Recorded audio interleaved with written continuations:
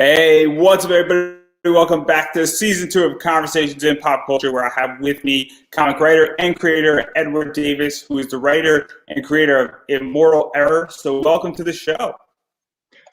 Thanks for having me on. Yeah, no, I am excited because Immortal Error obviously deals with immortality and the concept of death as a person slash entity. And I don't know if I lost you. Ah, good, you're back. It wouldn't be an interview without any technical difficulties. As I was saying, it deals with this entire concept of immortality and sort of how that has challenged, I guess, normalcy with life and a variety of other stuff. And I know a lot of stuff's going on because you just launched the 4th Kickstarter. And I might have sort of tipped my hat a little bit, but I do think the best place to start with everything is what is Immortal Error and what is the basic premise, because I sort of teased part of it. Yeah, the basic premise is in the year 2000, there was a mysterious event that rendered all of humanity completely immortal. But, something that could be seen as a blessing, everybody wishes to be immortal. Well, it's actually turns out to be a huge curse because people continue to age. They can get sick. You lose a limb, nothing's growing back. One of our main characters is just a decapitated head who was his head was cut off, and now he still continues to live because it's a curse of immortality. Nobody can actually finish the natural life cycle. So we haven't seen yet, but we're going to see what someone looks like who was born in the beginning of this all, and now they'd be over 200 years old, and just what's going to happen. They will never actually die, and the world becomes overpopulated, natural resources dwindle, and the world turns into a complete wreck where you have the haves and the have-nots, but even more divided, where the people that would be the have-nots are forced to live underground. They can't even walk onto the surface and visit a city, or they get immediately hunted down. Yeah, and I want to table that for 1 second because you set up a really unique world. But where did even this idea for this story come from? Because there are stories of immortality and the quest and the philosopher's stone, if you will, which is sort of thrown into that entire idea of immortality. And I'm not saying this is dealing with the philosopher's stone, because this is dealing with more of death as an entity. It takes sort of, Christopher Moore's approach and A Dirty Job, which is a book about sort of the Grim Reaper to some degree. And so obviously it takes a very different route with the immortality position, but where did you even get the idea for this, and how did all that come out? Because this is sort of turning left when a lot of people turn right when they're talking about immortality. The basic premise started when I was in a college literature class, and we were reading excerpts from Gulliver's Travels. And he goes to a bunch of different islands. Most of the people know he goes to one, he becomes giant. He goes to one, he becomes tiny. But he continues to travel just because he's completely unhappy with his life, and he's searching for better all over the world. And he finds this island where every single person is immortal. And their immortality, he thinks, great, paradise on earth, I'll never die, this is what I want. And then kind of behind the scenes, he discovers all these elderly people who are hundreds upon hundreds of years old, and they're just miserable, they're haggardly. He looks at this and goes, oh my gosh, this is actually terrible. So I remember I was reading that story. I read it in this college lit class, and it just kind of ignited an idea in my head, like, what if immortality really does suck? Let me tell that story of how immortality is just a terrible thing, not the blessing it would, seemingly be in the beginning. And my book kind of jumps right in where we see right away it's definitely not a blessing, but that whole idea of immortality being terrible, that kind of got me going. Then I was reading the On a Pale Horse stories as well back then, and that's, bringing the actual mythology of the Grim Reaper into it. So I kind of took both ideas and put my own sensibilities into them, and sprinkle in a little bit of the tension that was going on during the millennium, where everybody thought the world was going to end as soon as the year 2000 rolled around. And that's when the story started. I started writing it in about 98, and kind of feeding into all of that hysteria that was going on at the time. So that's kind of where it grew, and now it's just kind of branched all over the place from there. Yeah, it's evolved in many ways, and we're going to dive into that. And you mentioned something, and there's a reason why I set the table because you set up a very unique, I guess, setting and parameter to play with, where we have this entire circumstance because now everybody's immortal. That there are people who have everything in the world and they live in better conditions. They sort of have this idea of a better lifestyle. They have infinite amount of resources, for lack of a better word. They have the ability to have kids, which, there's a scene in one of the books, whether it's, I think it's the second or third book, where, and not to ruin too much, but it's this entire concept where you need to implement population control because everybody's now living. And if everybody Yeah. was procreating, obviously everybody, there wouldn't be enough. Everybody would be immortal, but it would create bigger problems in the long run. And so we Mhm. get that entire circumstance, and then we also get this entire dark side of what has to happen with all that and all that Yeah. stuff. And we get, I guess, I don't want to say, a class warfare between the rich and the poor. I find it more of a suppression type scenario where we Yeah. get people who are fortunate or have connections suppressing an entire underclass of people who don't have that. And those people have to resort into, I guess, a dark world, and the top world is completely oblivious of Mhm. the realities of what's going on because Yeah. they're on the surface. And so it creates a whole discussion where I think it takes the idea of class and just sort of reimagines it on a whole new level. And it's really interesting what's going on with that. And what was that like setting up that world? Because this is a real division. Yeah, I think when I was creating that, it was just kind of seeing if the world really did go into chaos, the gap between the haves and the have-nots would grow exponentially. And that's what we see. Like I said, the people that are walking on the surface, they're just impervious to everything. They're going about in their normal lives. They'll hurl their insults at what they know. They know there's people down there, and they'll call them cockroaches and go on with their lives. And they get their kind of blissful, crowded city that they can walk around in, not realizing that down there it's just, it's every person for themselves. They're fighting for every scrap of food, and they're just battling for every little thing. So I thought this is what kind of would be created. The have-nots would be shoved down as far as they could shove them down because they don't want to even worry about them. So basically they continue to put that gap between the systems, and nobody really cares because even the people down there, they're not aching to get to the top. They're just worried about how am I going to live my next day in this underground hellhole that I live in. And then it goes even further because obviously the underground is sort of winner takes all attitude, survival of the fittest. Where is my next meal coming from? Where is my next position coming from? Where's my next shelter coming from? And it sort of sets up a character called Father who basically has sort of a mission to create, I don't want to say a utopia, but a safe haven in many Yeah. ways in the underground, and is sort of fostering and developing and building a village and a safe haven, and is rescuing people who are in the underground and who are probably the good ones. And so what was that like, even creating that glimmer of hope? And the village is Hope Village, and even creating in the middle of hell almost a moment, not to get biblical, but almost like a heaven moment type thing, and a type of thing where it's like, okay, this is a safe haven, even though everything else is a disaster in this underground world. Yeah, I mean, with that, I just wanted, excuse me, I wanted to have something where there's some sort of place worth fighting for, because the underground in itself is, just this whole deep system of abandoned subways where it's just terror. You have gangs, you have cannibals, you have every nightmare imaginable, but then you have this place that's actually worth saving, and a character who's gone out of his way to bring hope back into the most hopeless place that exists.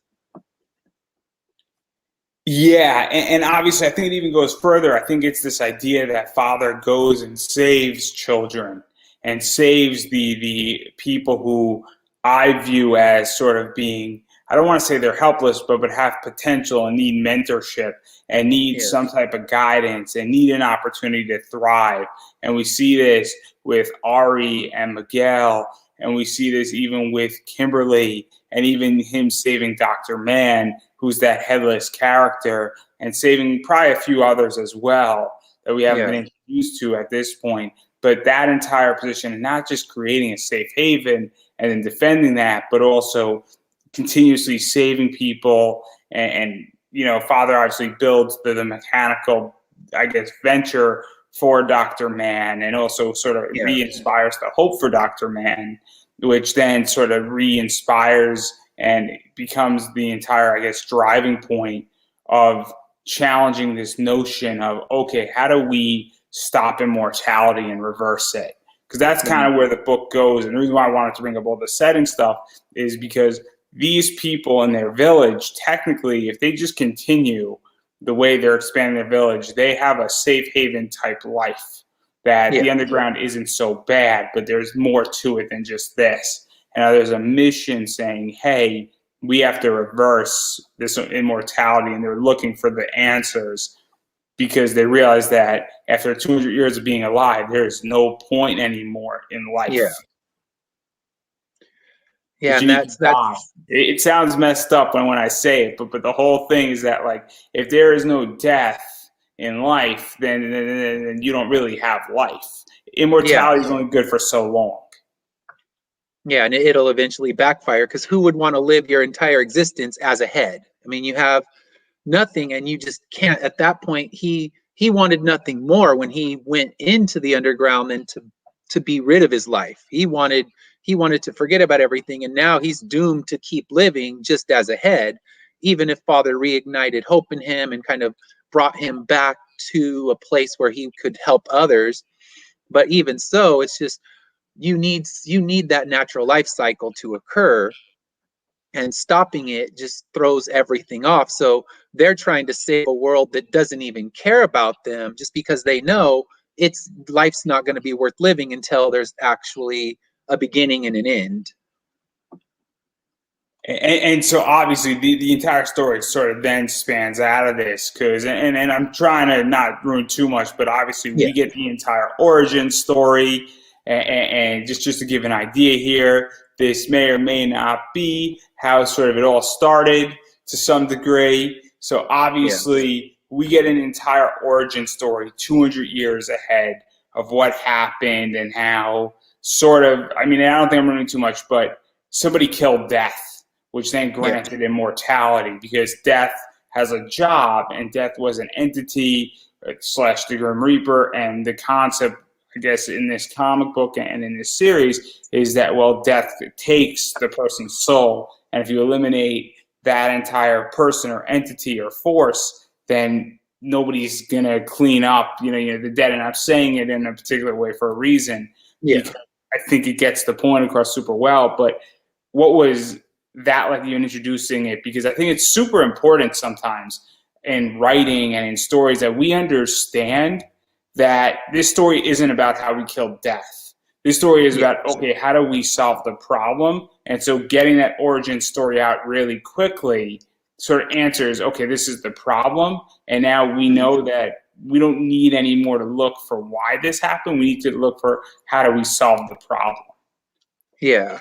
And that's something I did. And I know some people have been critical, saying you should have taken more time and spun the mystery. But I thought, I wanted to get right to it. It's like, okay, this whole story is a hero's quest. It's about restoring death to the world on a hero's quest, not the finding out. The finding out we get quickly, and that sets up where the series is going to go from there.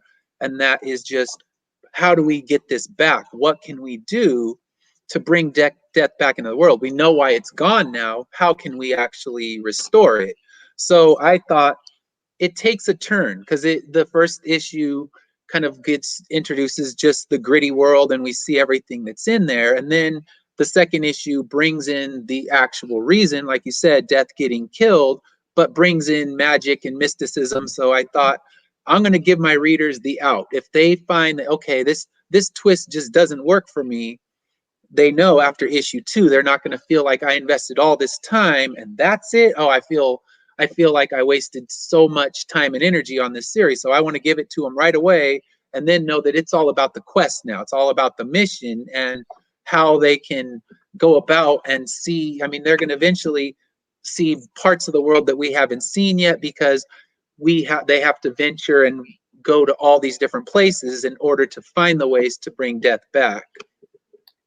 Yeah, and I even think this is super important because I think that getting to the point of why death isn't here anymore is really important to get there really quickly. Because I'm a movie guy, and in a movie, if you're going to give me a 2-hour movie, I want to know what's going to happen in the first 10 minutes of why we're even going on this. You know, Fast 5 is a good example of this. It's pretty clear that they're trying to run away from this and need a bunch of money to run away. Yeah. And so now we know there's going to be a major heist, but we don't know how they're going to pull it off. If it took us 45 minutes to figure out they have that problem, it becomes the movie's now a whole different movie. Because now you don't have another hour and 50 minutes to do the planning, get all the fun stuff, get some like fake turns and twists, and then that entire movie works. And I feel like this comic, in reading it so far, that we get to the point and now we know why, and we don't need to worry about that anymore, except the fact that they now need to unite death somehow and clearly have enemies out there. And we don't even know the full extent of their enemies per se at this point.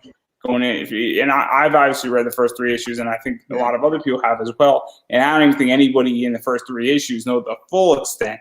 But one of the first enemies, and this kind of sets up some stuff, and I'm going to be ruining some stuff, but not too much. Pretty much, we find out that Dr. Mann has some issues with another scientist / doctor, and it just so happens that they sort of targeted her. Miguel targeted her, cut off her arm, and they're trying to get citizenships up so that they can go on more quests. And well, you know, now it's sort of on between, I guess, Dr. Mann and Dr. Nix and their pawns per se. And I have a feeling Dr. Nix has some connections to some bigger people and some bigger entities, whether that's people in the city or what started this entire thing, which is kind of the people who wanted to kill death or the entities that wanted to kill death. You're right on. You're definitely right. Dr. Nix, there's definitely more than meets the eye with her. I mean, she's kind of the small bad. We've introduced her, and Miguel's had an encounter with her. We saw Dr. Mann's past with her and what kind of wrecked him as a human being for all those years. And issue 3 feeds right into Ari's big encounter with her. So she's one that's definitely connected deeper in the world because she was given the journal, one of the most important relics to understanding why death actually stopped occurring. She was given the protection of that. So obviously she has connections much higher than we're seeing.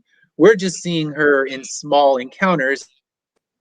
After issue 4, we'll see a stop with her and bring in the bigger bad that we'll see for a little bit more through 5 and 6.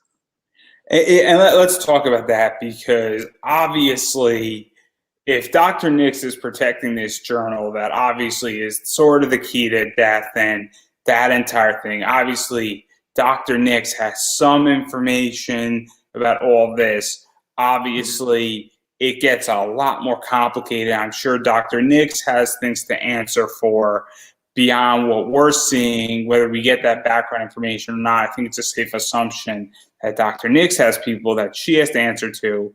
And obviously, she now knows, whether she knows it's Dr. Mann going after her or just a group of people going after her, well, that's a whole different thing. It also goes into this idea of how much information is actually being exchanged between the underground and the upper surface. And so there's a lot of stuff that this just opens up beyond just this showdown between 2 women who are highly trained in a variety of skill sets. And this sort of expands the world in a lot of ways, where it also opens it up.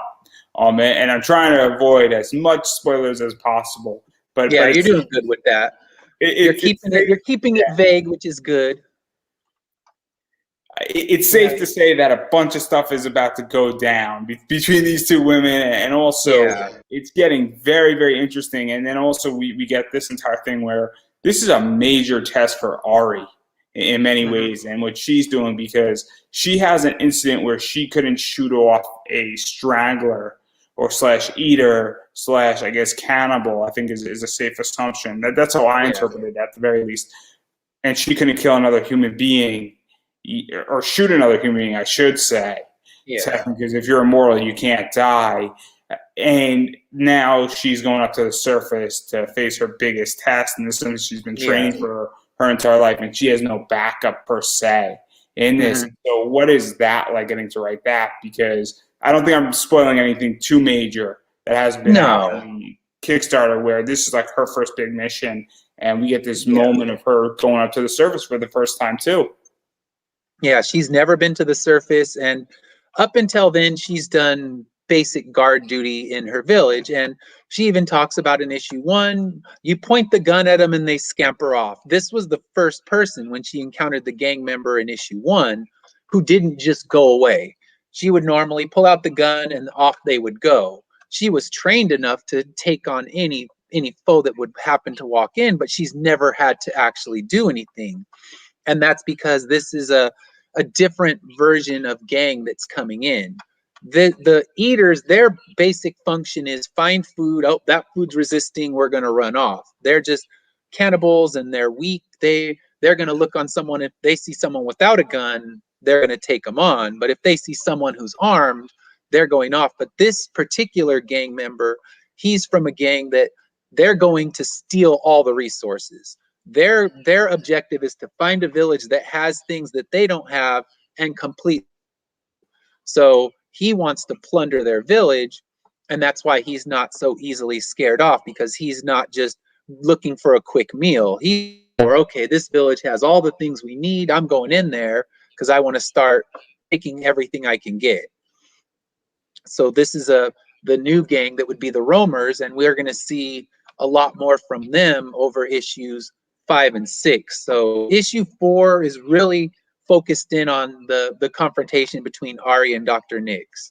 So that one, I mean, that was basically Ari's first real test with a villain who's not even the gang member who came in. He's not the most intelligent person, and eventually he's gone, where Dr. Nyx is going to be calculating and scheming and making sure that she can damage her in as many ways as possible. So Ari's never had to face someone that's a big thinker, not just being brawn.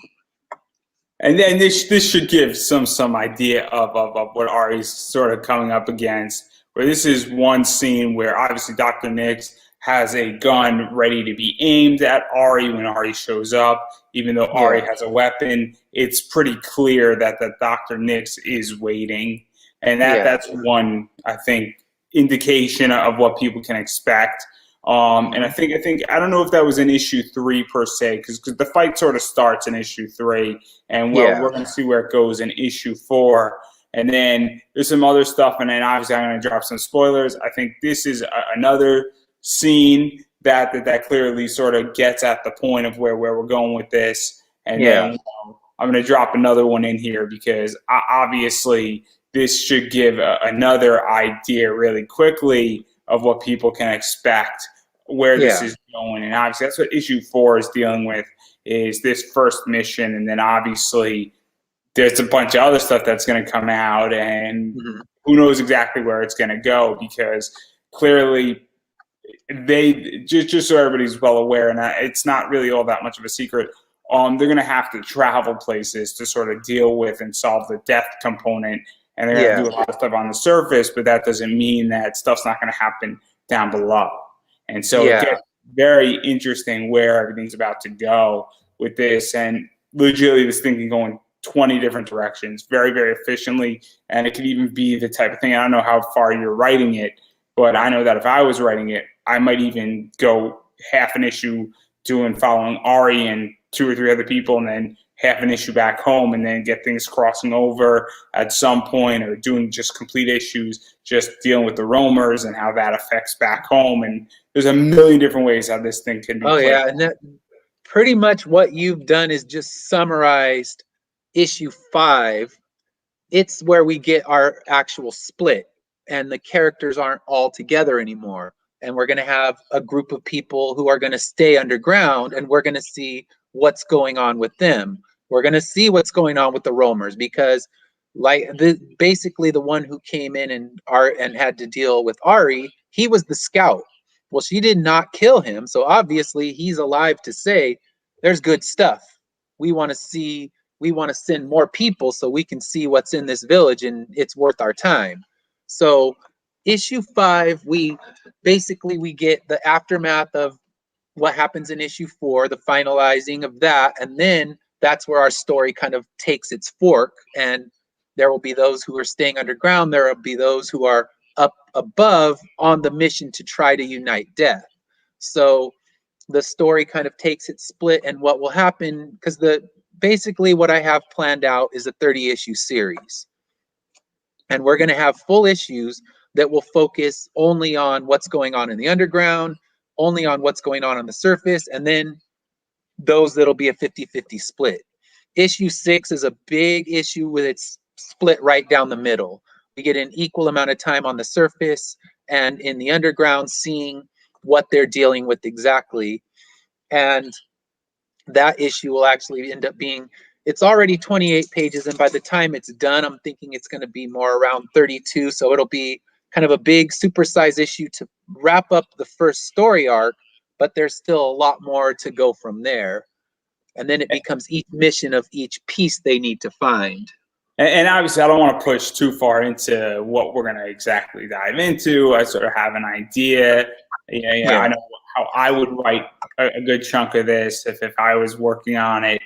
But obviously, what is that like if you're planning 30 issues? Because you're on issue 4 now. Issue 5 is probably written. Issue 6 is either drafted out or also completely written, or storyboarded at the very least. You have a Bible is what I think you have for this entire series. Is a good way to put it. So, but even still, a 30-issue Kickstarter is very, very ambitious. It's risky as well, and people like doing 6-issue miniseries, and that's a big run. Even doing a 4-parter, because the issue becomes that people are going to be interested in this. What happens? Because I don't know how often you run a Kickstarter, but if you're releasing 4 a year, it's going to take a while. Because obviously a 30-issue series with DC and Marvel Image is very different than doing it indie sourced and crowdfunded.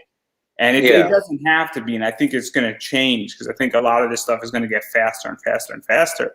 But what is that like for you? Because it does take a lot of operations, logistics. It is risky. It also got to say, hey, where am I going with this? Also got to plan trade paperbacks in there somewhere so people could jump in on, and then that delays certain things. So super interesting. And I love big projects. I'm one of those people that I'm a big anime fan. And when there's a 150 episode series, I love it, because now I know to invest my time in it.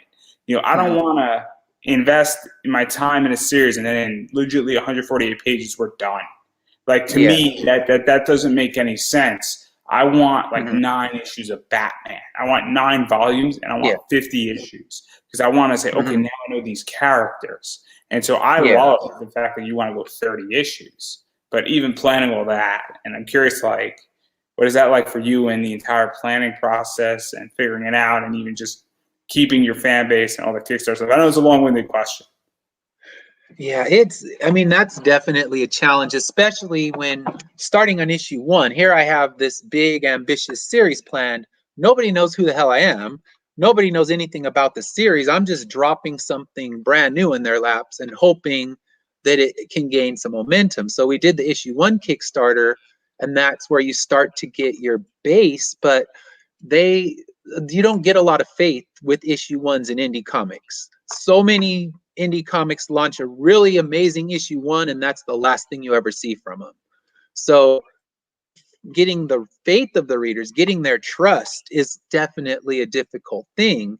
Because I'm saying, you guys, I want you to trust me to work on the next, 30 issues that I'm going to deliver for you, and that I definitely have it planned out.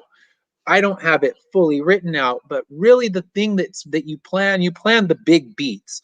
Each story arc has 2 or 3 of those big moments. So those are what basically I know all of the big moments all the way to the end. The end of the book I've already written. So the last 5 pages of the book, I wrote those before I started the first 5, because I thought I want to know the ending and I want to be on a line to get there, because too many long stories, they get comfortable and they just start spinning their wheels, and they think, oh, maybe I don't want to end it that way, maybe I don't want to end it this way. So I figured, I'm locked in, here's my ending.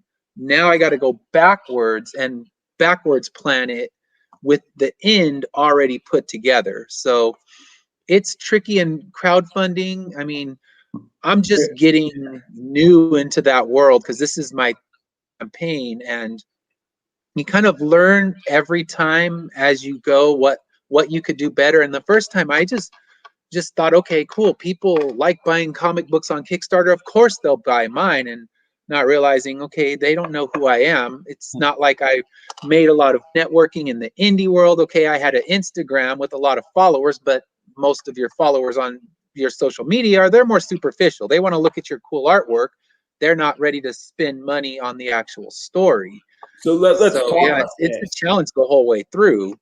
So let's talk about this, because I don't know exactly when you first launched the first issue exactly, but I think it's safe to say that Kickstarter in the last 3 years has changed dramatically. Oh yeah. Crowdfunding has changed dramatically for a variety of reasons. Maybe 4 years, because obviously I think in 2017, now in 2021, 4 years I would give it. There's been a lot more credibility in Kickstarter, Yeah. just because the platforms become bigger for comics, and also better projects have come on. Bigger names have come on. I think Keanu Reeves, Scott Snyder, Curse Words did very well. Todd McFarlane used Kickstarter, even though that's a toy, it's comic related. And then some other people have done 60, 70, 80,000. Boom Studios, Power Rangers, they did great with it. And then there's people who are in the indie world that are killing it as well. And then there's a Kickstarter that's got, I think like 20 days left, and it's done over $100,000. Wow. A wrestling graphic novel for AEW. Yeah, I saw that one. And it looks amazing, and it's actually a great deal. $45 for a Kickstarter hardcover, ultra limited book that is going to be a long book, and it's crazy. And then there's all these great rewards with it too, which are awesome. If you have $2,000 and you want to go to an AEW event and have a blast, I mean, it's a great reward. And if you're a wrestling fan, it's not that expensive, all things considering. But one of the things that I think, and how has that been? Because you're new to this world, I think is a safe assumption. And coming into it, and also the constant changes. Because when you're planning a 30-issue series, and Kickstarter in the last 4 years has evolved probably like 10 times. Easy. Yeah. And so obviously, and it's good. I think it's amazing. I think Kickstarter's never been better. And Kickstarter earned my trust back after a bad Kickstarter back in 2017 that was a nightmare that I backed. And now in the last 2.5 years, they've earned my trust back because of the credibility. But even still, what has that been like for you? Because legitly a year ago, it was not the same as it is today. Yeah. And my first one was definitely more of a challenge. That was in 2019. And I did my second one because I honestly, my thought was I'm just going to do shows and I'm going to kind of go that route and not even worry about the crowdfunding. Because like you said, in the early days, people lost a lot of trust because you got burned by projects left and right. And Kickstarter didn't seem to do much to back up the actual backers. So I think there was that distrust, but people are trusting now because you back a project and most of the projects are giving you what you paid for within the time frame they said they would. Or if they're not, they're communicating with you. They're saying, okay, this happened, and we're still here. So the creators are keeping. It's not a big deal anymore. If you tell me, hey, I'm 3 weeks late because of COVID, I'm not going to get angry because you told me. You know what I Yeah, mean? they That's the communicate. problem, is that if somebody Mhm. says, let's say you're a week late and I back your project, nobody's going to be ever angry at you if you say, hey, guys, the printer had a delay. I Yeah. apologize. It's a week late. I'm getting your Mhm. books. I'm sorry. Nobody is going to drop out of that because of that No. position. Nobody. Now, if you say, hey, I'm a year and a half late, that's a different discussion. Yeah, yeah. But I think sorry you for have a interrupting. cushion. I think you have a cushion of a month or so that people will give you because life happens. Printers can get delayed. Just COVID has made everything a little bit trickier as far as delivering the goods. But yeah, like you said, a year and a half. And I had a few that I backed that were kind of bigger money things that I never saw anything, and the creators just kind of disappeared off the earth. So that doesn't seem to be happening. Communication is good because I've backed some projects that have been delayed even 6 or 7 months, but they're constantly on there. They're giving me a weekly update of what's going on. So I still have my trust in that. If I know I can feel that eventually I'm going to get what I backed, that's all that matters. But for me, I have to establish with my readers that not only are you going to get what you backed, but I'm going to keep the series moving at a reasonable rate. I mean, it's obviously, I'm not Marvel, I'm not DC. I can't give you a book every 30 days. But if I can start getting you an indie book every 90 days, people will feel pretty comfortable in that. And my last Kickstarter ended in December, and now I'm launching this one. And the people backed it pretty quick. So it was funded in a day this time, where my last ones, it took all 29 out of 30 days to finally get them to that funding. So I think as the readers realize, okay, I'm here, I'm not disappearing, I'm going to keep this series moving at a rate that you're not going to have to wait a year between issues, they're going to be happy. Even if it's 30 issues, it's going to be a wait, but at least they know there's always going to be new issues coming every year. And if And so to even talk about that, because obviously, what is that like for you? Because if you're funded then in a day and you're overfunded, which I should have mentioned before, because that's also a trust factor, I'm more yeah, likely to back a Kickstarter that's already funded or is 90% funded than a Kickstarter that is not funded, unless I want to be the first backer. And I get really pissed when I want to be the first backer and I'm not the yeah, first backer. I get mm, angry about it. And then I that's wait till funny. 99 backers comes, I'm going to be the 100th backer. It's a Ah, personal thing. I'm one of those guys. But mhm, anyhow, kidding aside, people will back a project when it is fully funded because there is a bigger yeah, trust. There's a verification. It's kind of like, hey, my friend said this is really good. If my friend recommends me a book to read, I'm more likely to read it than Barnes and Noble recommending it to me or Amazon yeah, recommending it to me. Just because I trust my friend more. And I think that's similar with Kickstarter because yeah, after the 130 interviews that I've done plus in the last year, if an indie comic creator on every Kickstarter I back, somebody I know who I've interviewed is backing that project. yeah, Statistically, at this point. And if they're not backing it, it's either I found something or I'm either completely right or I'm completely wrong, or they just don't yeah, know about it yet. But for the most part, with indie creators, somebody I know is backing somebody's project.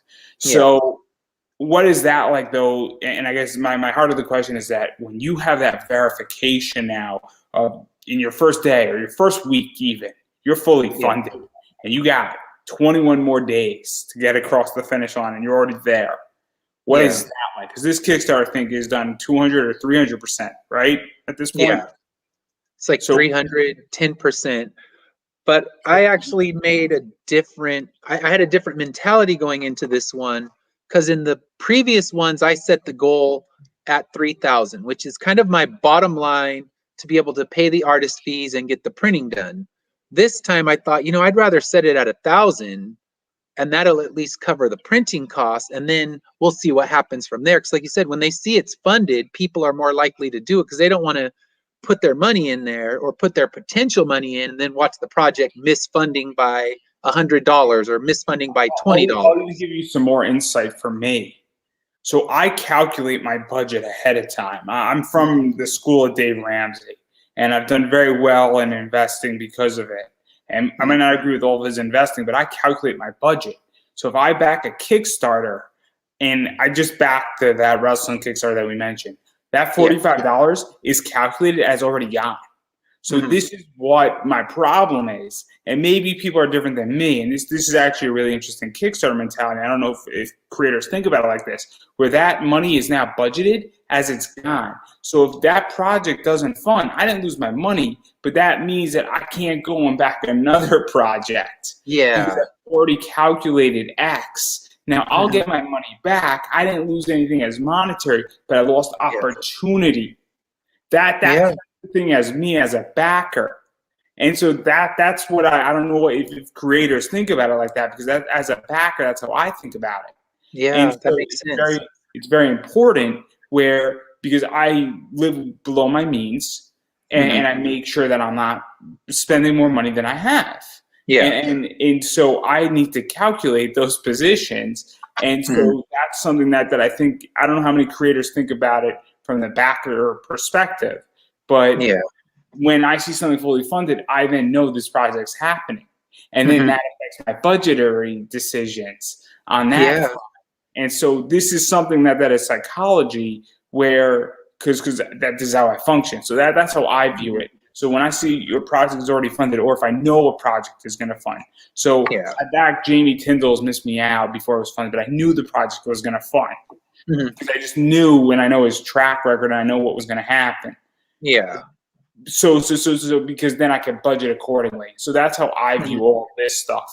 And I also think it's super important, where I also think lower goals is fun, because what that does is that says, oh, this isn't so far out of reach anymore.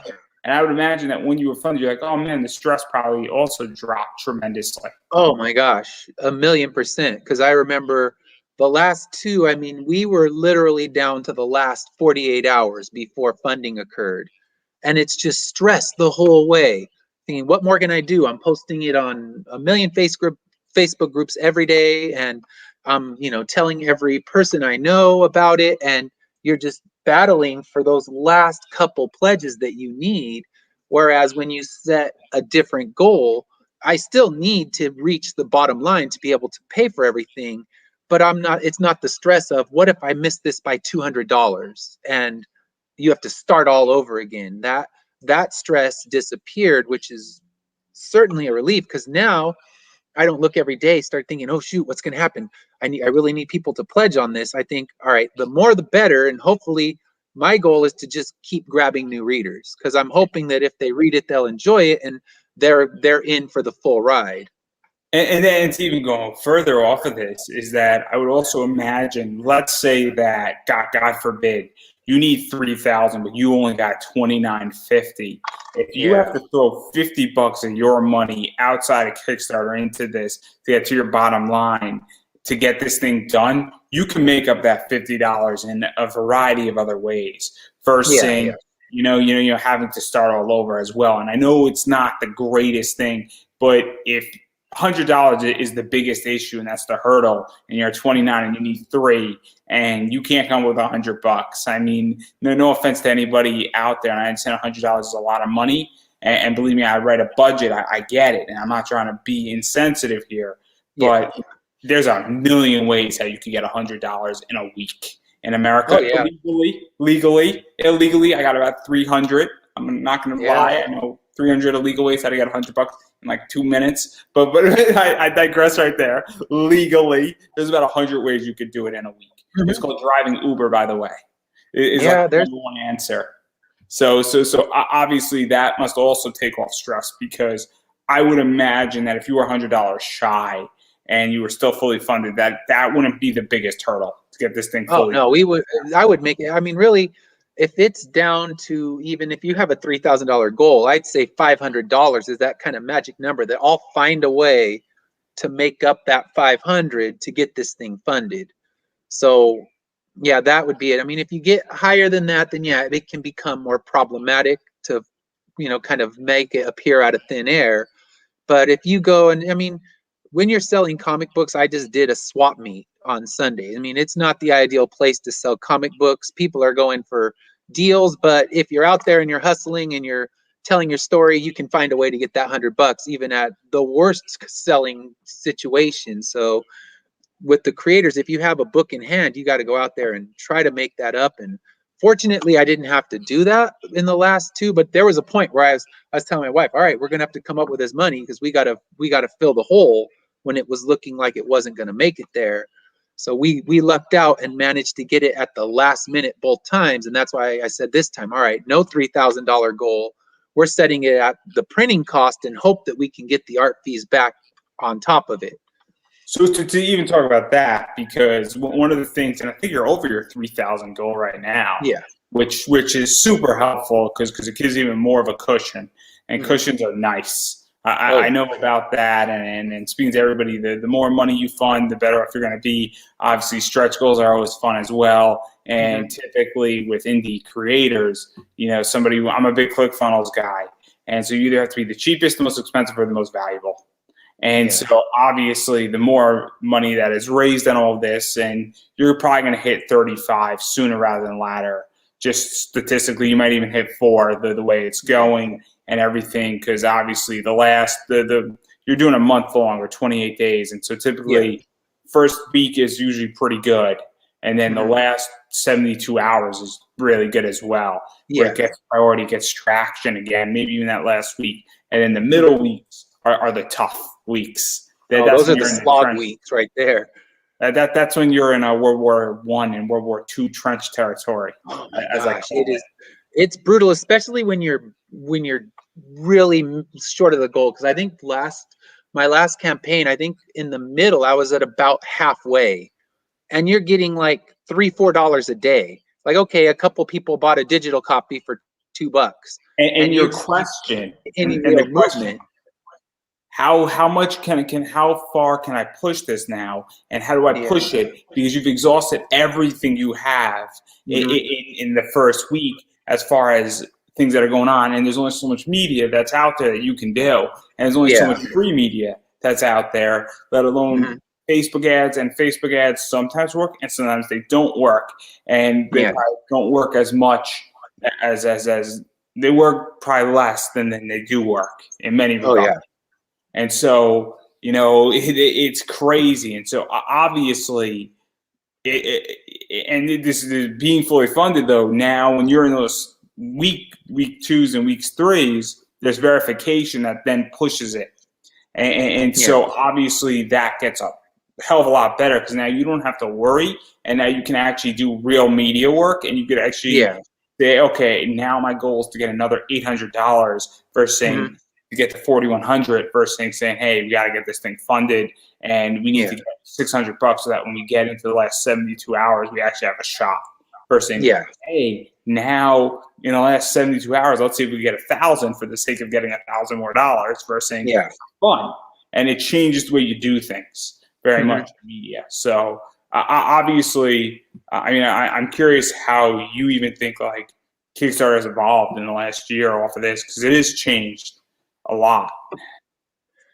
I think now it's really it's a trusted format, and I think it's a place where indie creators are kind of thriving on there, especially with shows, all the cons and all the shows shut down through the COVID time. You used to go, because I used to always go to Comic Cons, and I would explore the independent press area and the artist alley, and I'm looking for some cool new stuff to read.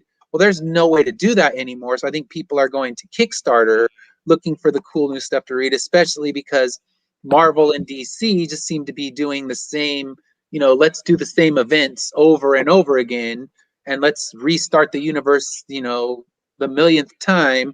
And people are kind of tired of that. So I think they're looking for good new material, and they're going on Kickstarter, and they're going on different indie groups to find what good stories are out there. So I think that's this is kind of the way you get your independent work now. You can't go to a con and explore and talk to the creators, but if you go to Kickstarter, 9 times out of 10, if you email the creator, they're going to email you right back, and they're going to converse with you the same way it would be in the real world if you were going to the cons. So let's even go further into that, because obviously COVID has fucked up everything. I think it's a pretty safe position to state that. And both cons happened last year from March Emerald City was the last con that happened. Maybe there was 10 cons that happened all of last year. And I'm not even talking about just the U.S. I know people in Australia. I know people in the U.K. And nothing's happened. You know, Yeah, they were all shut. cities in Australia were legitimately placed on lockdown from doing anything. It's bad. San Diego dropped, New York Comic Con dropped, and now we don't have San Diego this year. We don't have WonderCon this year. All these cons are going to be saying they're operating in, you know, August. We're going to wait to see, because I got a feeling we're about to have August, September, November, October surprises, and December surprises. Nobody knows exactly how long this COVID shot's going to last, if it's going to be a regular thing, or if it's going to be, you know, one and done, or you're going to need a booster every 2 years. We don't know. Hate to say it, you know, and this isn't me being anti-vaccination. This is me just stating what is out there. And not to mention that we don't know what the state of the economy is. The dust is legitimately still settling. With all of that as well. And so obviously, how do you think that's going to impact all of everything with going to cons and creators selling and comics being out there? And right now people have money per se because of the stimulus check, but you know, at a certain point, you know, the piper's got to be paid. Yeah, I think it's tricky because I think there's still a lot of people afraid to walk out their doors. So they're not going to walk into a big crowded con. But I'm not scared. I'm just not going. I don't want to be around 20,000 people. Yeah, I think there's people that they don't want that. So they're not going to want to do that again. They're done being sandwiched in with 20,000 bodies. But I think the smaller cons are the ones that are going to kind of be boosted, because basically last year I think I got in 4 cons before the shutdown, and then I've done some little ones like these outdoor swap meet style cons. Those ones seem to be thriving because the people come to those and they want to spend money. So people were eager to spend in a way I've never seen at a con like that before. So those are where I think you're gonna be able to go, but those are more localized. You're not gonna travel to a different state to do a little swap meet kind of con. But the big ones, who knows when they'll be back. I used to live in DC, and there's just something up in Annandale in DC that I used to go to that was there every either month or every 6 weeks. And I used to drop like $200 on comics every time I would go there, and I would get what I wanted. It was great. I got a bunch of good stuff, and people were very friendly. People wanted to sell stuff. People wanted to make deals on stuff. Yeah. People were happy to be there, and you know, it was pretty reasonably good deals. So like, I got maybe $250 worth of comics for like $190 of what I wanted. I was super happy to get it, and everyone was super nice, and they were like throwing free books that were like $10 into the deal just because it was all cool. And my only concern was somebody to be able to take my credit card, and that was like the least of my worries, just because I don't carry much cash around. So don't rob me, anybody, because you're just going to get my credit card. I will legitimately cancel it. Anyhow, I digress right there. So what do you even think the future of all this stuff is going? Because nobody indie was necessarily at the cons that I've gone to, and almost those swap meet, almost miniature like comic meetups. But I definitely think that things that are smaller are going to be more relevant. I think that people don't want to be around 20,000 people because con credit is a real thing. I used to do a bunch of anime cons, and I'm a panelist, so I come at it from a very different angle. And if I can only speak to 50 people in a room, that defeats my entire marketing strategy. Like, I'm trying to speak to 300, 500 people in a room and pack them all in because I want them all to check out my website, my podcast, my Facebook page. And if I can only speak to 50, it defeats my marketing strategy, and I'm not coming because for legitimately $10, I could reach 40 people to like my Facebook page, which versus legitimately hopping into an Uber and spending $30 to go to and from the con. And so that for me, like, I don't know where the future is as far as panels go, but I'm curious where they go for vendors and artists and all those people, because obviously you're in the industry and in this section. Yeah, I think it's gonna be a different world with that, because I think the indie creators are going to start going to these smaller things, because right now I have the monopoly. They think a lot of the indie creators think they're above that. I'm above nothing. It's like if I have a place I can sell my book, I'm going to go there, because I'm trying to spread the word and get people to start reading it and hook them. And I think people will start doing those ones, because like you said, you're going to go to the big show, and if they're doing it, because I know that LA Comic Con had this whole plan where they were going to do these 2 different shifts in a day, and it was going to be really small numbers. And then here they're telling us we're going to have reduced numbers and reduced people inside, but here you still got to pay $600 for your booth. And that's a lot of money to make up when you're selling to a fourth of the crowd that should be there. Yeah. I mean, I'm not above going to a small con and having 50 people and speaking at a panel. I just want to know what it's going to be like, per se. And I also want the con to show me a little respect for and that's the other thing too that I think is going to be interesting, where I think it's kind of like, if you're selling to a fourth of it, I understand the con needs to make money. They need to pay their bills. But if you're going to charge me the exact same price for a table, or you're not even going to give me a little bit of a shout out or make it so that it's a little more valuable, like mention me in the freaking program. If I'm going to speak, you don't even have to give me a bio. Just say, hey, presenters are A, and give all of us as presenters a page, because that means something to me. Yeah. And I think this is the problem, is that it's just, if you're going to charge the same price, or you're not going to actually acknowledge who's showing up to help you out when the audience isn't there. That's where I stand on the issue, is that, and look, I'm not against speaking in front. I legitimately had a panel where there was one person in the room, and it was one of my last panels that I ever did, and it wasn't the con's fault, and the con felt bad. I wasn't angry at the con, but I was also like, WTF, I shouldn't have been booked on that panel. Yeah. That was just a failure, and it definitely was not good. But I had more people watching online in that entire thing, because I stream everything. But I think it's just one of those things where, like, I think the online presence is going to be bigger than ever. Yeah, I think so. I think it's gonna start shifting, because the first few that they've done have been more disasters, where they're trying to show footage and they end up blocking their own footage. So the cons need to get everything together and know how to run an online version of it, because I know creator friends that were doing the virtual WonderCon, and they do fan art, and that's all they would have been in the artist alley, and they blocked all their stuff, like, oh well, this is copyrighted, you can't show a Wonder Woman art print. So even though they were supposed to be featured, they blocked all their art, because it was, oh, that's copyrighted material. But that's what you see all over a con, is someone's take on Wonder Woman and Batman, and that's artist alley, and they're just telling them you can't display it online. So they need to figure out ways to make that work, so the artist can still showcase their work and not have to worry about, okay, I did a beautiful Wonder Woman piece, they won't even show it now. And I think it even goes further. I think you also need interesting content. I mean, what I speak at cons is, I talk about, the Godfather of anime. I talk about comic book investing 101. I talk about, the 3 pillars of sports anime.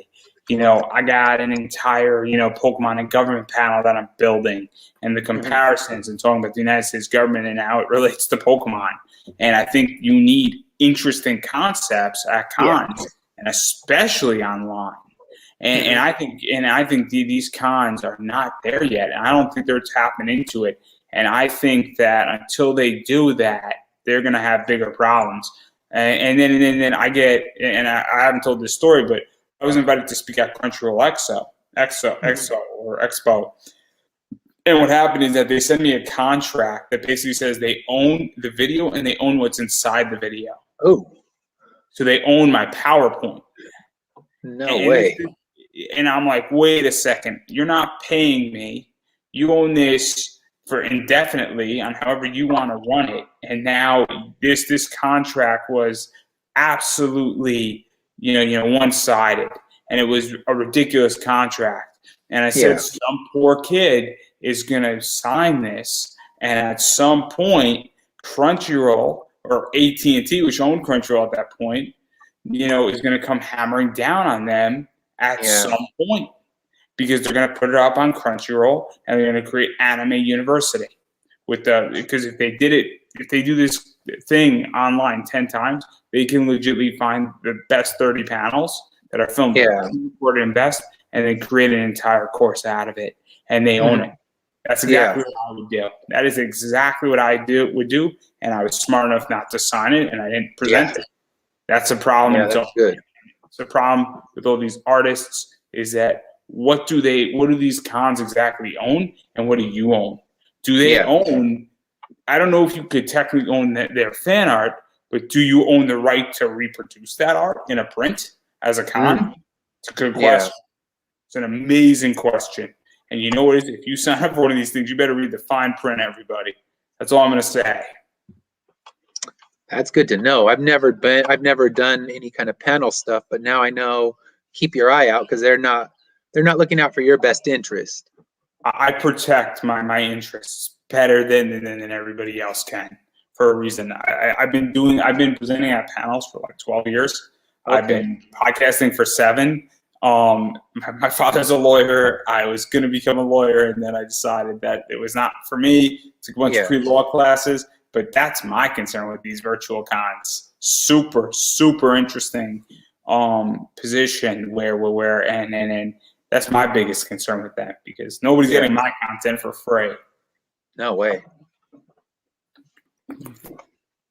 But I digress, because obviously that's a very controversial topic, and I can go on for the next 3 hours just on that. But I definitely want to talk about your Kickstarter, and obviously Issue 4 has got a bunch of cool stuff coming with it, because obviously I want people to back it. It is fully funded, and so I know that you can get a bunch of the digital stuff right off the bat. So you get digital Issue 4, you get the first digital issue, you get the catch-up digital stuff. And so what is that like for you to do digital? Because there's been a big debate with indie comics, and a bunch of my friends in the indie comic world said they don't prioritize digital. And I sort of called out a bunch of them, and this was maybe about a year ago. And I think that left a boatload of money on the table. Oh, yeah. Of it. And I think that digital should be prioritized, not necessarily first, but it should be an equal footing. So what is that like for you to offer digital? Because for me, digital is cheaper. It's also less of a commitment, and also it's easily deliverable. And look, I like reading on my iPad. I love my iPad. I read a lot on my iPad. I buy a lot of books on my iPad. I have a Comixology subscription. So what is that like for you to deliver digital? Or conversely, some people say, hey, I want a physical copy, but I don't want to open the physical copy because I'm a comic collector and I want to read it digitally too. That's the other thing about digital comics right now. Yeah, I try to hit whatever market you're going to be in my hand. I want to hold a physical copy of it, but I understand there's a whole world of people that don't want to have to store, 20 long boxes in their garage with all their new acquisitions. They want a hard drive that they can have their entire collection on and fit it in a drawer. So the digital market wants. I also know that people really like alternate covers and things like that. So we had to create a secondary cover that would be printed in shorter supply. We also created we're going to talk about that. We're going to talk about that. So let's obviously this is issue 1 of the first issue for those, and that can be picked up, and I think that can be picked up both physically as well as digitally. Both ways, I believe this is issue 4. That's cover. Issue 4, yeah. And so this is issues 4, and then obviously this is, I guess, 1 through 4. Yeah. And so you can get a complete set physical, you can get the set digital. And so that's something that's cool right there. And then you can also, this is what is, I guess, the short print run. Short print covers, yeah. I don't know which one. I think one of them is 1. I think the first one is 1, the second is 3, and the third is 4. Issue 2, the short prints are all gone. And so obviously I was going to ask about this because I never heard of it being described as a short print. I've always heard about it being an alternative cover, but it's what is known as a variant, correct? Yeah. So obviously, what is the limitation number on that? Because I'm a guy who loves exclusivity. I'm a big Yeah. Zenescope fan. I buy and sell Zenescope, and they have 250 print runs. They have 125 print runs. They have Yeah. 150 print runs, and I make good money on that stuff. And I also like having it in my possession. So what is Yeah. that like for you, and what is the limitation with all of these books? Because they are more exclusive. Yeah, I did these ones. I did 25 of each cover. So I wanted to make them a really small print run. I think it started in the beginning because I had no market, I had no audience. So I did something really small because I didn't know if anyone would actually want it. Because when I did the first issue, I had this whole big ambitious plan where I was going to send it to the artist in Brazil, the colorist in Italy, and get it signed by the whole art team. I didn't realize what international postage was going to run me. So that was 25 copies, and I told each one of them to keep one for themselves. So really only 23 in circulation, but we're down to 2 of those. So people do like those. And then for the other ones, yeah, I stick with 25. And if the market grows, I might move it up to 50. If I see, okay, 25, I sell out during the Kickstarter, then I'll take it up to 50. But I want to keep the numbers on those super low so that people feel like they're getting something that, isn't mass marketed. And I'm a collector, so I tell people, don't worry, I'm not going to reproduce this particular cover. When it's gone, it's gone. I won't even print one, a second run or anything, because then it's like, okay, well, yeah, this is the third printing of your 25, and it kind of dilutes its value and dilutes how special it is to people. So let me ask you a question because I'm curious because I know that you do posters as well. Mhm. Would these covers appear on a poster, or are they completely just on the comic at some point? Because a They'll be poster is a on. little I'll do posters and stickers of those covers. I won't do another comic with it, but yeah, as far as promotional art, I'll do the different posters and things like that. So each cover gets its own poster as well. because I know that some people like posters, and some people say, hey, Yeah. I just want the cool poster of this art, or Mhm. even like what I know sometimes happens, and Zenescope does this, where they have a limited thing with a certain book, but then they'll do a medal of it, and they Yeah. go that route, which is not the same as diluting it, in my opinion, because it's a whole different book now because Yeah. it's now in a That's medal different. versus And I'm saying, doing the I'm yeah. doing the Virgin covers because I know people like the Virgin sketch stuff. So I'm doing the Virgin sketch, which will be the fully uncolored version. So yeah, there you'll get the same images from those covers, but you won't get it'll be something different, and it's not just okay, you're just reprinting it and trying to go back on your word. So it's something that looks entirely different and will display completely different in your collection. And so this is just a whole different set versus Yeah. that 25. So let's say that you like, and I'm going to go back to this in 1 second. Let's say that you like that 4th cover, which is that purple, really cool one with the swords. And obviously we kind of get that mecha unit in it. And then you like that cover. That's one of 25 is out there. Mm-hmm. And then you could get that same cover in black and white without color. And that's a whole different set, but that also is limited. Yeah, 25 for that one as well. And so that's out there. And so obviously you could get that, and those are really exclusive. You can just get a regular set of 1 through 4, and that's out there. Let's say that, hey, you like, the series, and that maybe you jumped in on the second Kickstarter that you ran, and now you just want a whole set of this because you're like, hey, this is a cool idea, and I like where it's going, and I missed the first Kickstarter, so that's cool that you could throw out there. And because obviously your Kickstarter states that there's a whole thing between first prints, and I think you get a full 1 through 4 of the regular covers in a first print for a certain price, but then you could do an add-on, but that would be the second prints of everything minus 4, because 4 hasn't been printed yet. In which there's no second print of 4 yet. Yeah, 2 and 3 will end up being second prints. I have about 30 of each left. So once I sell 30 of the sets, I'm gonna close out that goal, and then it'll be another one that'll put up there that'll be second prints of them. But for now, I still have enough first prints to fulfill what I've sold. So once that sells out, then it'll be moving on to second prints of pretty much everything. So I'd guess by the next Kickstarter, it'll be a lot more second prints than first prints that are left. And so even just to explain that a little bit, 'cause this is my field. I'm a comic book investor. I'm teaching a class on it. I have an entire podcast about it, when I can. And so obviously print runs matter. So a first print typically in a barcode is 1 in the last column. A second print is a 2. And depending on the book, a first print is obviously more desirable. I'll give a really quick example. Ultimate Fallout 4's first print is a $300 plus price difference between its second print.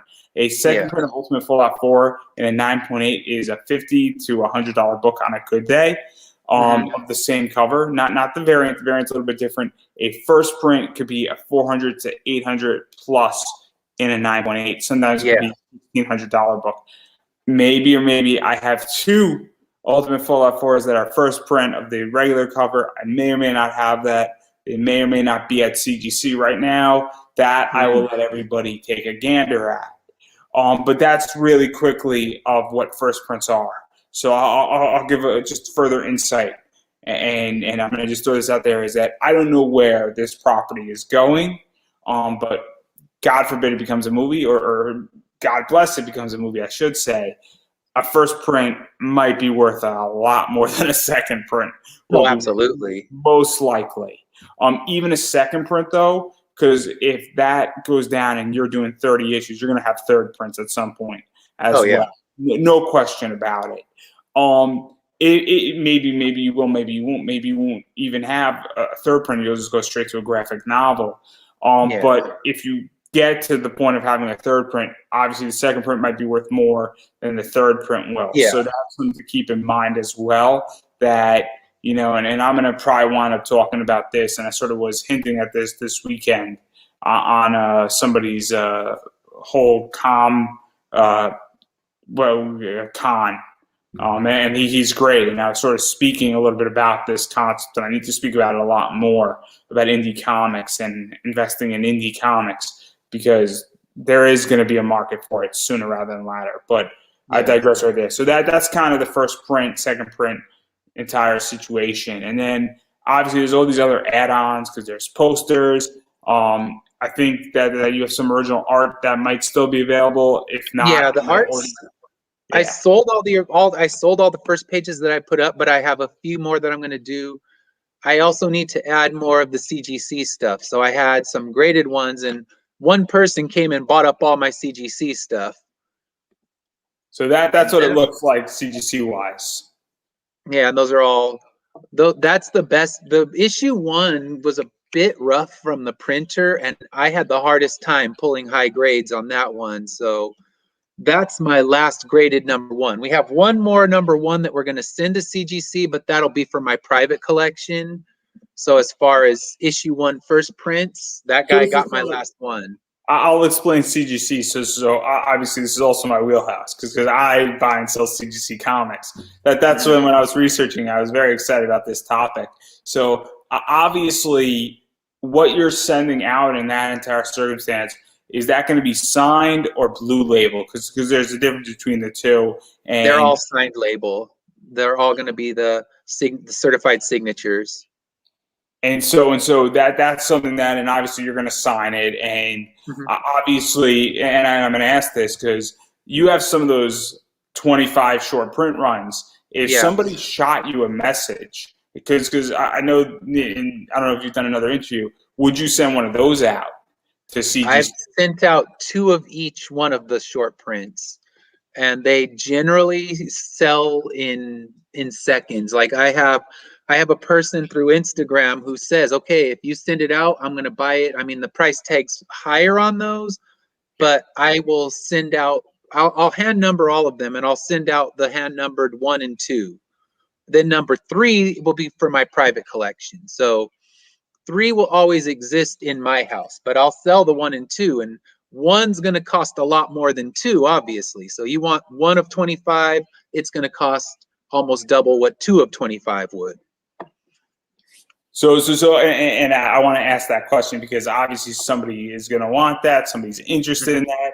Obviously, if somebody, through something, obviously if they say, hey, I want this, and you'll put it right up, and that if it's not a tier or if it's not an add-on, if somebody shoots you something and it's unique, and it's doable, I think you would do it at this point. Yeah. So I want to make that clear. I will grade anything. I will end up grading 2 copies of the Virgin covers as well. And then I always grade 2 copies of the regular variants. And then probably I think issue 1, I've had 17 of them graded.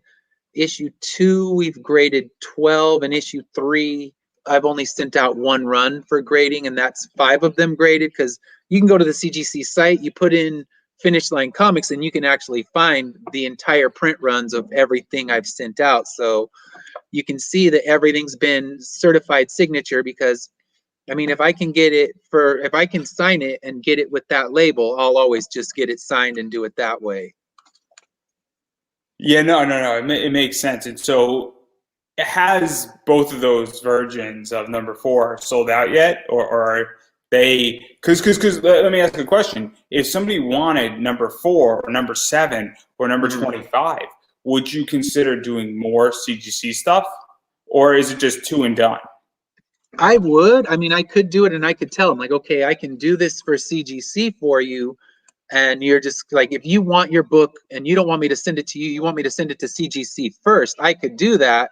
And I would tell them, you're just going to add on this much, and we're going to hope the grade comes out good. So there's no guarantees, because the printer, they're pretty rough with some of the stuff you get. And I've got books folded in half straight from them. So you hope that when you buy your short print sets that they come clean. But everything I've sent in from the short prints has always pulled a 9.8. So I've pulled nothing but 9.8s. And I have one guy on Instagram, he pretty much is already claiming one of them. So he said, when it sends in, I want one. And then I did a signing at a comic book shop, and there was a guy who came up and bought every graded copy on my table. I had 17 graded. He's like, I'll take them all. So, he's speculating that this is going to be something big. And I'm like, hey, if you strike it rich, so will I. So I'll be perfectly happy for you. That's crazy. And so obviously things are going that way. And then obviously, clearly there might be more CGC stuff out there for add-on at some point. I'm going to always have add-ons for that, but of course I don't have issue 4 in hand yet, so there can't be anything graded with it. But when the issue 5 Kickstarter gets up, I'll have the issue 4 graded stuff, as well as pages from right now we have pages from issue 4, because I had the artist send them out in a faster mailing service, so I'd have them for the Kickstarter. I was ready. I was going to launch it launch it February 1st, but I wanted to wait for the pages to be in hand so I could offer those up, because I have a few people that really like the pages, and like you said, some people want the posters. CGC stuff always seems to do pretty well. So I try to get a variety, so it's not just, okay, digital copies and physical copies, and that's what your options are. I like to make it to where, okay, I want to meet the sensibility of whatever collectors are out there. No, and then people are really big on indie. People love indie comics. Obviously, pulling books is an art. I know all about that as a buyer and seller. I just sold a bunch of stuff, and I'm selling a lot of stuff right now, and I'm doing all right with it. And so obviously pulling books is an art in its own right. So obviously it's very cool. And as I stated, at some point I'm going to be talking about indie comics and speculation and all that stuff. But obviously people like it. People want cool stuff, and people are willing to take that gamble, because if you buy the right book, everybody, and it's graded and it's a 9.8, you never know what's going to hit, when it's going to hit, and how it's going to hit. And so it's super interesting. So obviously there's a bunch of other rewards as well out there. There's t-shirts, hats, some other cool stuff. Obviously, I think you get some posters, a lot of cool stuff. So obviously there's something for everybody in this entire run. And then on top of that, there's also a whole stretch goal stuff going on. So obviously there's a digital bundle comics, which a lot of people are doing now. So obviously when you back the project, you get a bunch of digital comics that are not yours, which are cool. Yeah. And so obviously you get a bunch of first issues or a third issue or a one shot by a bunch of cool creators. And so it's cool because maybe you find another book that you want. It helps everybody involved, and it's cool Yeah. for the reader. It's just digital, and so I like that stuff, and so that's cool. Obviously, Magnet of issue 4, which is cool. The short print Magnet, which is promotional stuff. So if you can't afford the short print, but obviously I think that's unlocked, so that's cool in that realm where you can we've unlocked everything but the last one, which is the character sketch pins. And as it grows up, as it goes, like next campaign, we'll do the next main character. So this one will be the Ari pin, and it's from the original sketch that the artist did when we were going and trying to design the characters. So I have all of the main characters. So we'll do one new pin for each one, and I'll do a small enough run on those to keep them collectible because there's a whole market of pin collectors. So I want to make all of them happy, because if you oversaturate any market, people don't want to buy it. The only market that's going to be oversaturated is stickers. I print those by the thousands because people come to my booth. It's like, all right, you want to talk to me? Here, take a sticker. That way you won't forget me tomorrow. I do the same thing where I have buttons / pins that are dirt cheap to produce, and legitimately hand them out at my panel. And so I've handed out 250 buttons because people will throw out my business card. They will not throw out my button. Yeah. And they'll check out what I'm doing because they're like, oh man, this is really cool, free swag, right? And so it's super cool. And stickers are just fun to have, and people like doing cool stuff with stickers. And if it's a cool sticker, it's awesome. And I know that you have a sticker of issue 4, obviously the magnet of the short print run. I don't know if you're ever going to have a sticker of the short print run as well. Yeah, that got unlocked as well. So we'll definitely be doing that. And yeah, pretty much, like I said, everything up to the 3,000 point has been unlocked. So that's the sticker of the regular print, the sticker of the short print, and then the magnet of the 2, and then the digital bundle. So that's what we have right now. Then I also had one for people if they missed the other 2 Kickstarters, where they could get all the stretch goals in a little bundle as an add-on. So I've had a few people pick those up too, because we did the same character sketches that we're going to do the pin from, but we did them as little iron-ons. So kind of cool that when everybody has to wear a COVID mask, you can make a little iron-on from Immortal Era. So something fun, and figure people, if they want them, they'll get them. I just want to make it to where you have more options than you ever need instead of less. Usually that's good if it's done the right way, where people want options and people want choice on what they want to buy.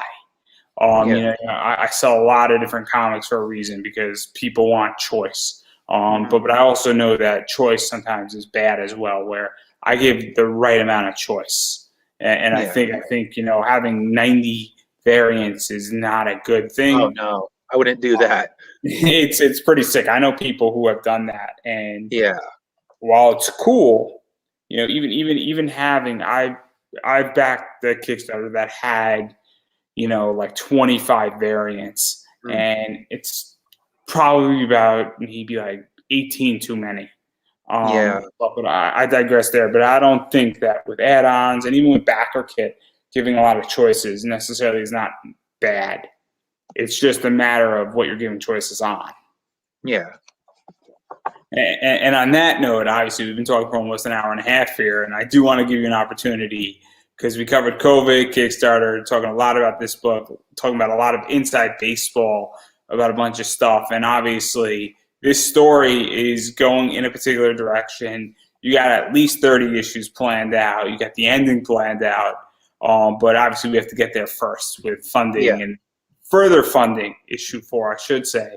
So where can people, find the Kickstarter? Where can people find you on Facebook, Twitter, Instagram, website, obviously Finish Line, comics, obviously all of that stuff. And where can people go and support you? Back the Kickstarter, obviously everybody, I'm encouraging that. But even going beyond that, because backing a Kickstarter is great, but obviously you want people to follow you on social media, sign up for an email list if you got it, that type of stuff. That's super helpful as well in the longer term, I should say. Oh yeah. So the social media is all under Finish Line Comics. So Facebook, Instagram, Twitter, under Finish Line Comics. And right now we're the only one, so it makes it easy. If you put in Finish Line Comics, you'll find us quickly and easily. Instagram, I focus on, you'll see, sneak peeks at the artwork and things like that. On my Facebook, it's more talking about upcoming appearances and smaller things like that. And Twitter, I just try to keep my Twitter moving somewhat. It's definitely my weakest link of the three. But if there's also the finishlinecomics.com where you can sign up for the newsletter, and it'll also keep you up to news with when new Kickstarters are launching and stuff like that. So if you follow the newsletter, I'll send out sneak peeks of artwork that I don't send anywhere else. So the people in the newsletter will get to see it before Instagram, before Facebook. So that's kind of my exclusive way to give them cool things. And then we had an art contest over the summer, so I'll always announce that first on the mailing list so they have a heads up and have their chance to do it, because we did it over the summer and the grand prize was a 9/6 graded copy of issue 1. So I tried to make it a cool, worthwhile prize. And then the winner of it, one of the pieces of artwork that are in there is actually his. So whoever the winner is, they'll get to be a poster on one of the Kickstarter campaigns, and they'll get money for each one that sells too. So they'll get the prize and they'll get some money. So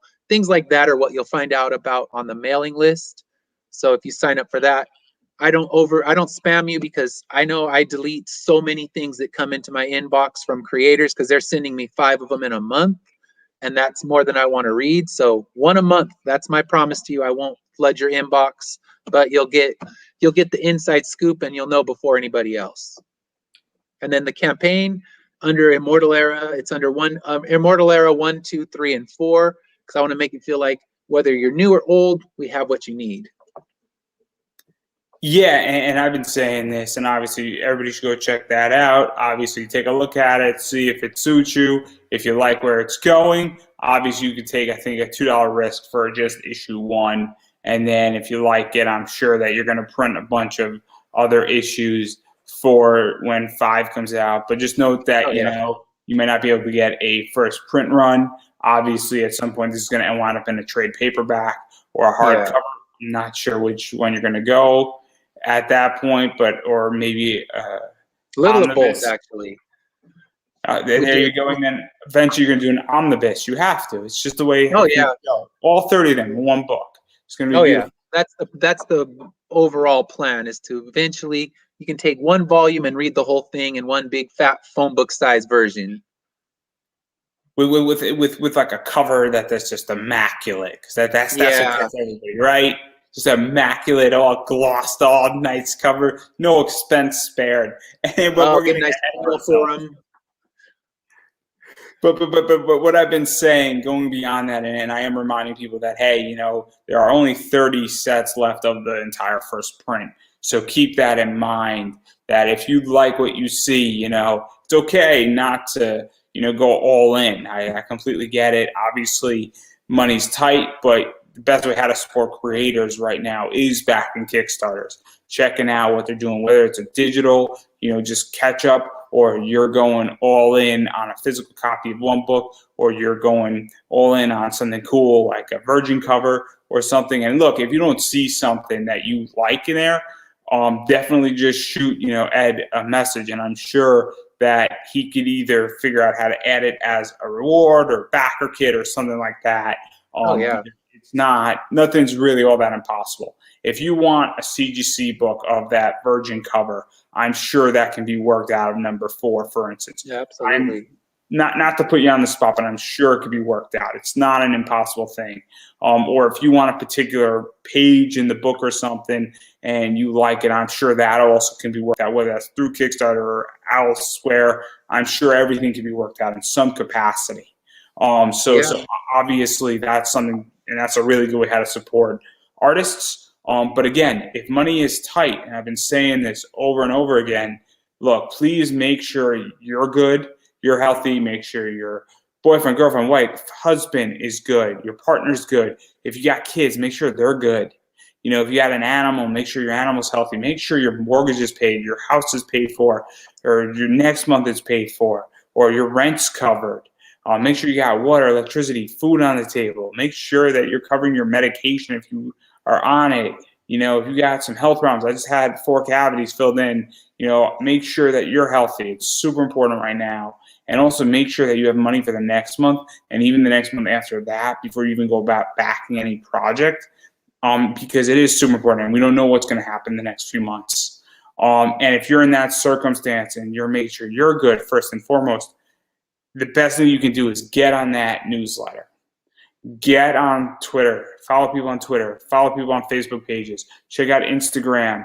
Comment on Instagram, Twitter, Facebook. Engage. Share Kickstarter posts because it is super helpful. Share it onto your wall. It makes a difference because you don't know who's looking at your material on any of those platforms. Not to mention that if you like it, it affects the algorithms. So please go and do that if you're not backing the Kickstarter. And if you're backing the Kickstarter, please let people know that you backed the Kickstarter because you might have friends who are into indie comics. Like, oh man, so check this out. What is this about?